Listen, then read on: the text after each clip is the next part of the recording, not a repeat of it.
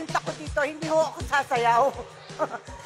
Hindi pa ako nandito para sumayaw. Carried away lang ho ako dahil sa tugtog.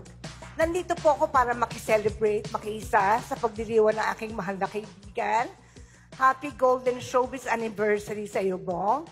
Nung ginawa ho namin yung pelikulang Pustahan Tayo, Mahal Mo Ko, 1995, natatandaan ko na lagi hong masaya sa set.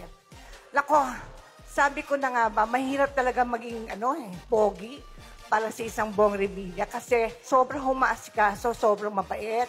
Lalo na ngayon, bakit nga ba, Bong, ha? At sumobrang kapugian mo ngayon, kaya nahuhulog ang loob. Ang loob, ha? Loob. Buti na lang hindi ako kasali doon. Kaya mahal ako ni Lani. Oo, pero seryoso, si Bong ho talaga, mahal ho niya ang kanyang trabaho. Dahilan kung bakit special siya at approve sa kanya ang mga tinitingalang tao sa aming industriya. Mahal ka talaga nila, Bong.